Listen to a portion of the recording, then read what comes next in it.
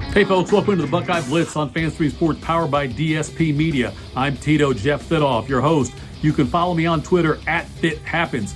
Go to the website, fanstreamsports.com. Download the app. It's free for Apple and Android users. Go check that out. You get all of our program. We got so many different new shows we're adding all the time. The Facebook group, there's a FanStream Sports Facebook group. Interact with other fans of our shows, or maybe people who hate our shows. Hell, who knows what's going to be on there.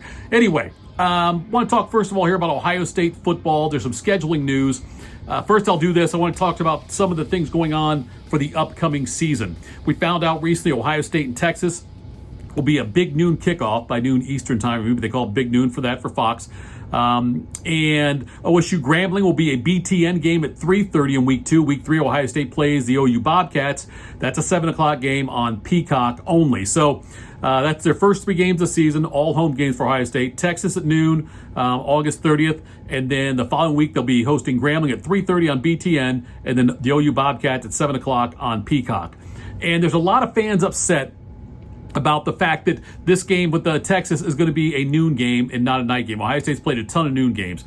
And anybody complaining at it shouldn't complain about Fox. This is not, the fact this happened is not Fox's fault. The fact this happened is the Big Ten got in bed with Fox. The Big Ten agreed to this. They agreed to, and it's a very lucrative deal for the Big Ten. The media rights deal they gave with Fox. So Fox has the right, because the way the Big Ten signed it, and now some people aren't in with the Big Ten anymore, but the people who agreed to it that were representing Big Ten schools, representing the conference, agreed to this deal to give Fox the rights to the first 3 picks.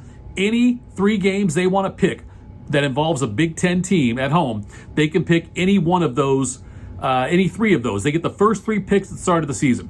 So every year Fox takes Ohio State, Michigan. That's one of their big ones.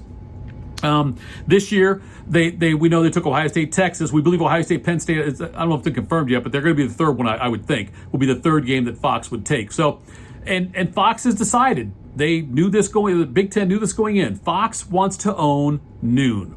They aren't going to try to own 3:30. They're not going to try to own primetime. They went into this strategically years ago and said, we want to own that noon window. We're going to put a big game on every week at noon. That's why this is happening. Not because Fox is trying to screw Ohio State. It's good business for Fox to have Ohio State, Texas at noon. If that's what they want to own, that's fantastic. That's a smart business move for them.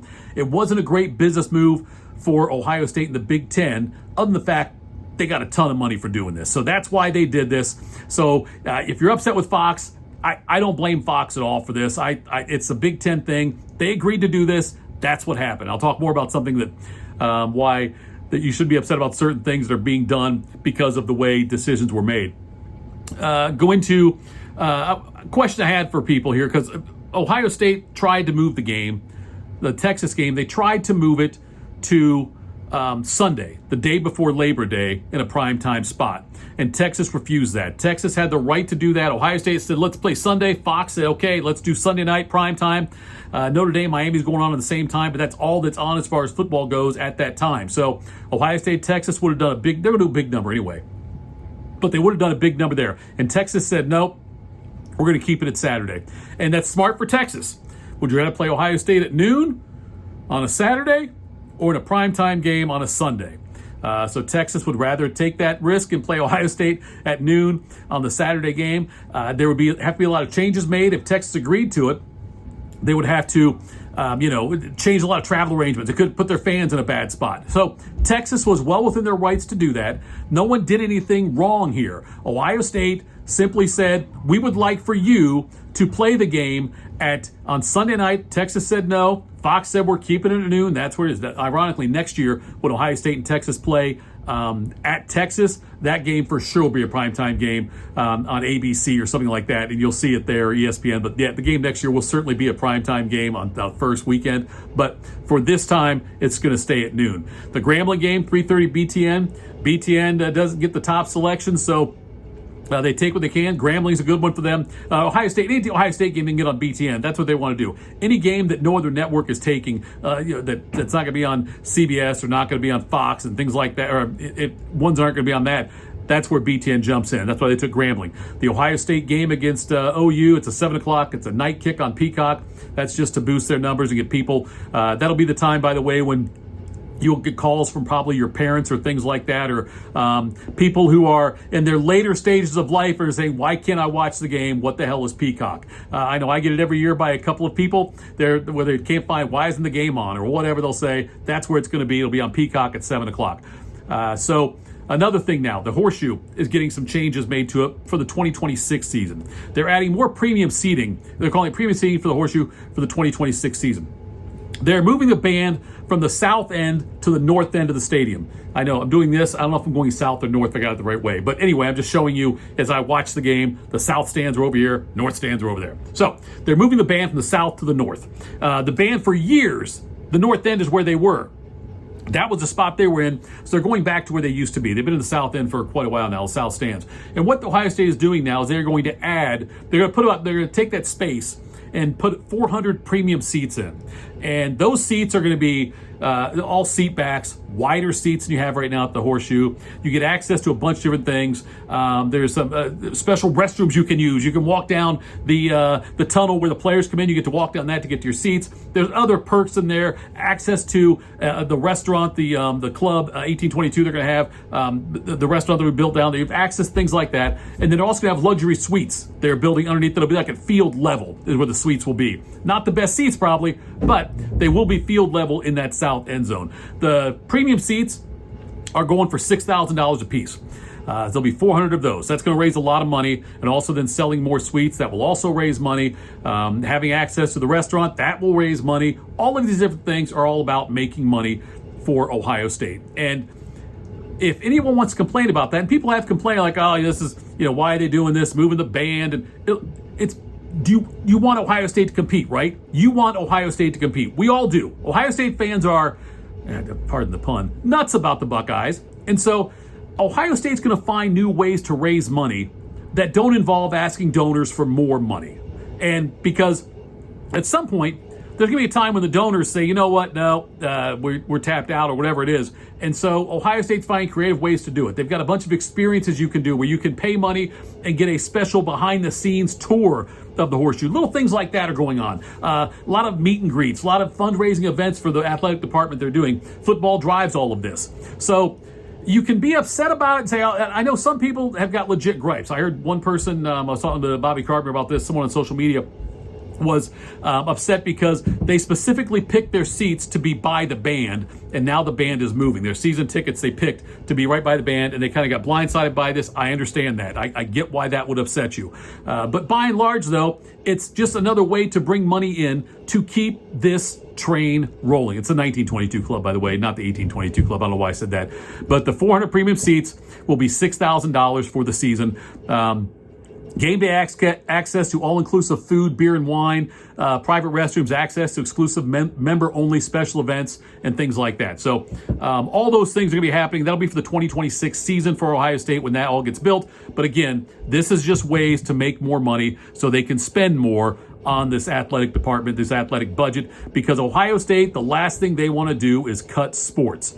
And we know if they cut sports, football ain't one of them. Basketball's not one of them either. Wrestling's not one of them. If they start cutting sports, and so it's gonna be they said when Ross Bjork and when Ted Carter, they both reiterated they don't want to cut sports. If this helps them save some of those sports in some way, that's fantastic, because that's what Ohio State wants to do.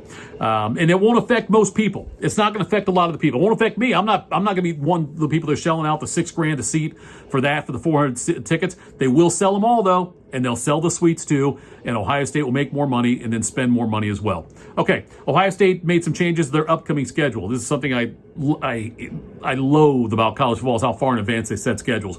It was news when Ohio State made some changes to their 2029 and 2030 schedules. So they have now added Navy and Youngstown State to come to play in Columbus in the 2029 season. And they had a Nevada game they were supposed to play. That got moved to 2030. So what that means now, like Ohio State, this year we already talked about Texas, Grambling State, OU here. In 2026, they host Ball State on September 5th, then travel to Texas, then host Kent State. 2027, 3 home games, Bowling Green, New Hampshire, Alabama. Can't wait for that one. The following year, in 2028, it'll be Buffalo at Alabama, home against Northern Illinois. The 2029 is a weak non-conference schedule. We'll make fun of this one, but it's Navy, Charlotte, Youngstown State.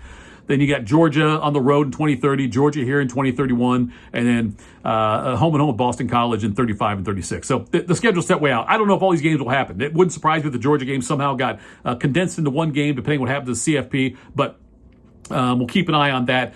But yeah, so that was the schedule. Ohio State now getting Navy. They last played Navy in 2014, got a win against them. They last played Youngstown State in, they have, since 2007, they're 3-0 against Youngstown State. So that's kind of an ode to, you get that thing where that Bowling Green in 2027, Eddie George is there. Youngstown State in 2029, that's got, Trestle ties. New Hampshire in 2027, that's where Ryan Day went to school. So, anyway, that's why they're doing that, and I'm okay with that. I just want to have at least one premium non-conference game every year if they can get that.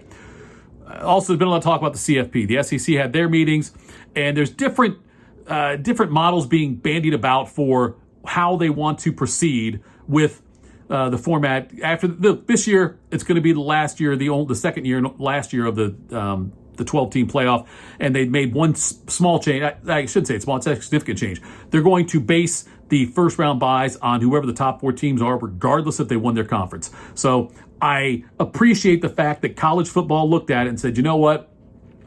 That wasn't real smart. We're going to change it, and they're changing it this year. That's fantastic. That also opens the door for Notre Dame to get a bye this year if they're one of the top 4 seeds. So that was a minor change. Nothing's official yet, but all signs point to a 16-team playoff starting next season. And when that happens, there's different talks about how to do this. Now, I've heard some stupid arguments. I heard one with a couple of play-in games with like the 16 seed versus 13, 14 versus 15. A couple of teams get double buys, which makes no sense. If they go to 16, do straight 16. Everyone plays in the first round with the better seed getting the home game. Let's just do it that way. The question is, though, how do you get to 16? There was the Big Ten and SEC had both kind of floated ideas about like, hey, we should each get 4 guaranteed slots every year. There was talk of a 4-4, 2-2-1-3 model with 4 guaranteed spots for the SEC and Big Ten, 2 spots for the ACC, 2 spots for the Big 12, 1 spot for a group of 5, group of 6 team, I guess it would be now, a champion there, and then the 3 at large, which could include Notre Dame, obviously, they would be in the mix for that, and then whatever else there was. That is something Ryan Day has said. He believes that the Big Ten should get 4 automatic bids, just based on how strong the conference is. They said, you look at us, we got 18 teams in this. Look at our strength top to bottom. We should be guaranteed at least 4. Now, if you guarantee 4, you could still have 5 or maybe even 6, depending on the at-larges worked out. But for a while, it looked like the SEC was leaning that way as well. But now the SEC seems to have changed course. And Greg Sankey at their meetings hinted that they're more in favor of 5 and 11, where there's 5 conference champions get in, the Power 4, and then a group of 5 champion automatically in, and then 11 at-large berths, regardless of conference. SEC is saying we should do that. Big Ten and Ryan Day, I shouldn't say Big Ten, Ryan Day is the one who came out today and mentioned he thinks it should be the 4 automatic buys. We'll see what happens with that. But it's what I like about the fact is that it is the conference, the college football is not afraid to change now. For years, they did not make any changes at all. It seemed like they were positive, and now they are. Look, last year I thought the playoff was great. I don't think anybody could argue it wasn't a huge success. So if this will be the last year of the 12 team, if they go to the 16, I hope, like I said, I hope they do it the way I pointed out, where, and you maybe have on-campus games for the first 2 rounds where the better seed gets to host. So I think that'd be fantastic, and then go to the bowl games after that when you whittle down the field a little bit there after the first 2 rounds. Brett Yormark is the Big 12 commissioner, and we call it a Power 4 with the Big 12 and ACC joining the SEC and Big 10, but it's really a Power 2 and a less Power 2, because the ACC and Big 12 are going to have to pretty much do whatever the SEC and Big 10 want to do. And their conference commissioner for the Big 12, Brett Yormark, came out and said that he puts a lot of responsibility on the Big 10 and SEC to do what's best for college football. And he's hitting the fact that, a 5 and 11 would make the most sense, and not with the guaranteed things, but the guaranteed bids. That's what Yormark's insinuating there with that. He thinks it's the responsibility of the Big 10 and the SEC to do what's best for college football. That's a fine thing to say, but the Big 10 and SEC will do what's best for the Big 10 and SEC. That's just the way it is. Yormark said he has a lot of faith in the process. I think we'll land in the right place. But that's what Yormark wants. He wants to see the Big Ten and SEC do what's best for everybody and not just what's best for the Big Ten and the SEC. We'll see what ends up happening with that, but I'm excited to see how they make the changes for 2027, the 2026 season, the 2027 games, I guess. My God, I can't believe we're that far into this. Other news, too. James Laurinaitis, the former Ohio State great linebacker, had a long NFL career, was a first-round pick, and now is the linebackers coach of Ohio State, doing wonderful things at Ohio State as a linebackers coach now. This is his first season as a full-time assistant. He's on the road recruiting, and they're making a lot of hay there, and the linebackers doing great. He was nominated for the College Football Hall of Fame for the class of 2026. It's his 7th straight time he's been nominated. I hope Laurinaitis gets in. Had a great college career. He won the Bronco Nagurski Trophy. He won the Dick Butkus Award as well as the best linebacker. So he's also, and I got this from Bucknuts, the last Buckeye to record 100 tackles in 3 consecutive seasons. He's number 7 in school history with 375 tackles and 24.5 tackles for loss. He also had 13 sacks and 9 interceptions, and he had 5 interceptions in 2006, an OSU record for linebackers. So other linebackers gone in, obviously, Spielman, Cousineau, Gradishar, they've all been in. They're already in the Hall of Fame. And I am hoping that James Laurinaitis gets to join them as well. All right, that's it for today. We'll talk more next time. There's a lot of basketball news to talk about. I'm sure more football news will break. Make sure you follow us. Follow me on Twitter, @ThatHappens. Download the app. It's free for Apple and Android users. Absolutely free. Download it. You can catch all of our program with lots of new stuff coming out. This has been Buckeye Blitz. I'm Jeff Tito Thitoff, and this is on FanStream Sports, powered by DSP Media.